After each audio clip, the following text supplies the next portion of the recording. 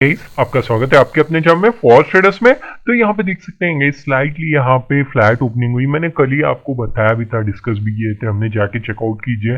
मैंने थंबनेल में ही डाल दिया था कि एक साइडवेज मार्केट की तरह ही बिहेव कर सकता है। आज एग्जैक्टली उसी तरीके से बिहेव किया। आप यहाँ पे देख सकते हैं जैसे फ्लैट ओपनिंग हुई, अपसाइड जाने की कोशिश, कंटिन्यूसली कॉन्सोलिडेट यहाँ पे 230 के आसपास ही यहाँ पे जो ब्रेकआउट दिया, एक बढ़िया बायस तो आने की कोशिश की, लेकिन जो सेलिंग यहाँ पे आई आप देख सकते हैं किस तरीके से हावी थे सेलर्स। मैंने आपको बताया भी था एक साइडवेज मार्केट की तरह ही बिहेव करेगा और एग्जैक्टली उसी तरीके से बिहेव किया। आप जाके कल का वीडियो और थंबनेल चेकआउट कर सकते हैं जहां पे हमने डिस्कस भी किया था डिटेल में। यहाँ पे देख सकते हैं फ्लैट ओपनिंग हुई, कंटिन्यूसली कंसोलिडेट करने लगा। सिंपल सा था गाइस यहाँ पे लॉजिक। यहाँ पे देख सकते कंटिन्यूसली यहाँ पे ट्रेंड लाइन जा रही थी, जैसे ही ब्रेकआउट किया विद इन इसी कैंडल पे आपने अगर कॉल को बाय किया होगा, 2-3 कैंडल में ही बहुत बढ़िया पैसा बन गया होगा आपका। उसके बाद आप देख सकते हैं यहाँ पे थोड़ा सा कंसोलिडेट किया और डाउन साइड मोमेंटम, एक तरीके से साइडवेज मार्केट यहाँ पे ओपन हुआ, यहीं पे क्लोज हुआ, तो कोई बड़ा मोमेंटम हमने यहाँ पे नहीं देखने मिला। एक साइडवेज मार्केट की तरह ही क्लोज कर गया पूरी तरीके से। निफ्टी फिफ्टी में भी देख सकते हैं यहाँ पे हल्का सा एकदम गैप ओपन हुआ, कंटिन्यूसली कंसोलिडेट, जैसे ही इस एरिया का ब्रेकडाउन हुआ कितना बढ़िया डाउन साइड मोमेंटम किया मार्केट ने। सेंसेक्स में कल हमने डिस्कस नहीं किया था किस तरीके से ट्रेड करना है, क्योंकि ऑलरेडी सेंसेक्स में थोड़ी सी लिक्विडिटी की इशू होती है। उस वजह से जब भी एक्सपायरी के आसपास होता है तभी यहाँ पे आपको ट्रेड करना चाहिए। उस वजह से मैंने यहाँ पे नहीं बताया। यहाँ पे आप देख सकते हैं एग्जैक्टली वहीं पे सपोर्ट लिया, कंटिन्यूसली कंसोलिडेट कर रहा था ऑलमोस्ट 130 तक। उसके बाद मोमेंटम देने की तो कोशिश किया और एक डाउन साइड मोमेंटम मिल गया यहाँ पे, क्योंकि सेलर्स जो डोमिनेंस दिखा रहे थे गाइस, क्योंकि मैंने आपको बताया था ऑलरेडी यहाँ पे एक बढ़िया मोमेंटम हो चुका है।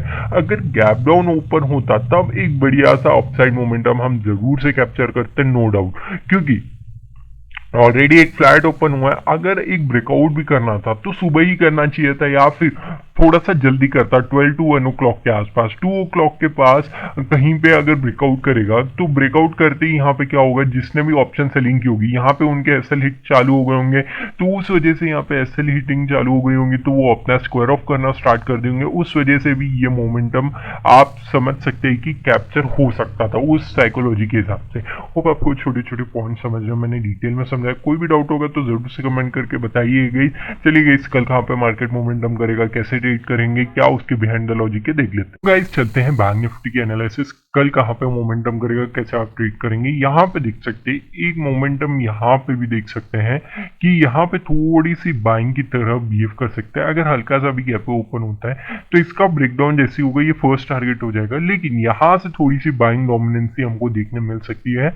अगर ब्रेकडाउन होता है तो फिर हम इजीली यहाँ तक कल फर्स्ट इमीडिएट टारगेट और यहाँ तक के लिए सेकेंड इमीडिएट टारगेट लेके जा सकते हैं। अदरवाइज यहाँ पे थोड़ा सा अपसाइड मोमेंटम कर सकता है, तो यहाँ पे फर्स्ट टारगेट और यहाँ पे सेकेंड टारगेट आप इजीली रीच आउट कर सकते हैं गाइस। होप आपको ये छोटे छोटे पॉइंट समझ रहे हैं।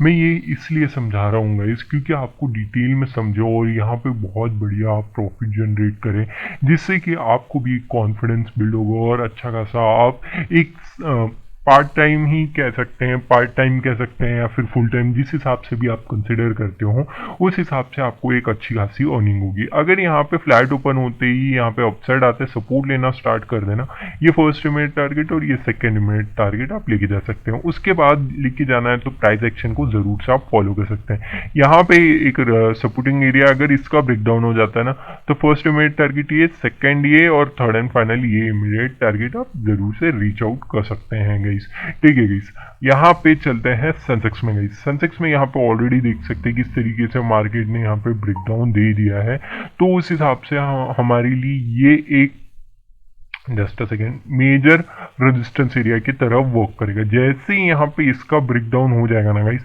इजीली फर्स्ट इमीडिएट टारगेट यहाँ तक के लिए, सेकेंड इमीडिएट टारगेट और ये third and final immediate target लेके जा सकते हैं गाइस। ठीक है गाइस, अगर अपसाइड के लिए देखेंगे ना तो ये एरिया है गाइस, अगर इसका ब्रेकआउट हो जाए तो इजीली फर्स्ट इमीडिएट टारगेट और ये सेकेंड इमीडिएट टारगेट। अगर कहीं पे भी अगर आपको लगता है कि प्राइस एक्शन नहीं बन रहा है तो बिल्कुल मत ट्रेड कीजिए। कल के दिन भी थोड़ा सा हो सकता है कि साइडवेज की तरह बिहेव कर सकता है, लेकिन थोड़ा सा ध्यान रखिएगा, हो सकता है कि बैंक निफ्टी और निफ्टी दोनों ही कल की एक्सपायरी में तो बैंक निफ्टी ही रहेगा, तो बैंक निफ्टी में किस तरीके से मोमेंटम करता है, प्राइस एक्शन दिखाते हो, उस हिसाब से आप ट्रेड कर सकते हैं। निफ्टी फिफ्टी का तो थोड़ा सा ऐसे जिस हिसाब से मार्केट मोमेंटम करेगा, फिर सेंटीमेंट थोड़ा सा ध्यान रखिए, जिस हिसाब से सेंटीमेंट ट्रेड होगा ना उस हिसाब से आप थोड़ा सा ध्यान से ट्रेड कर सकते हैं। अगर यहीं पे कहीं पे फ्लैट ओपन या गैप डाउन ओपन होता है, सपोर्ट लेता है फर्स्ट इमीडिएट टारगेट और ये सेकंड इमीडिएट टारगेट, ठीक है गाइस। अगर डाउन साइड आता है ना गाइस, डाउन साइड आते ही यहाँ पे थोड़ा सा फंसेगा, लेकिन फर्स्ट इमीडिएट टारगेट ये होगा, सेकंड इमीडिएट और ये third and final immediate target. यहाँ तक आते ही थोड़ा सा जंप इन हो सकते हैं बार्स और अपसाइड लेके जाने की कोशिश कर सकते हैं, तो उसका थोड़ा सा ध्यान रख सकते हैं आप। यहाँ पे चलते हैं फिन निफ्टी में। फिन निफ्टी में किस तरीके से मोमेंटम करेगा, यहाँ पे ऑलरेडी देख सकते हैं एक मेजर सपोर्टिंग एरिया और उसी के आसपास ही फिन निफ्टी में ट्रेड कर रहा है। तो अगर यहाँ पे कहीं पे सपोर्ट ले लेता है तो फर्स्ट इमीडिएट टारगेट और ये सेकंड और ये third and final immediate target. अगर डाउन साइड के लिए देखेंगे, ब्रेक डाउन होगा ना, easily first immediate target, second और ये third and final immediate target आप लेके जा सकते हैं।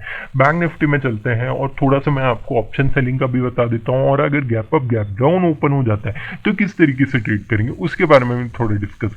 अगर एक बड़ा सा गैप ओपन हो जाता है यहाँ पे कहीं पे, ठीक है गाइस, तो याद रखिए गाइस, ये एरिया थोड़ा सा एक सपोर्टिंग एरिया की तरह एक्ट कर सकता है और अपसाइड जाने की कोशिश कर सकता है, ठीक है गाइस। अगर गैप डाउन ओपन होता है, गैप डाउन यहाँ पे कहीं पे ओपन होता है ना गाइस, तो यहाँ पे रेजिस्टेंस लेते ही डाउन साइड मोमेंटम कर सकता है। उस हिसाब से आप एक ट्रेड प्लान कर सकते हैं अपना, ठीक है गाइस। यहाँ पे मैंने शिफ्ट कर लिया, यहाँ पे अगर गैप डाउन ओपन है, रेजिस्टेंस लेते ही नीचे जा सकता है, ठीक है गाइस।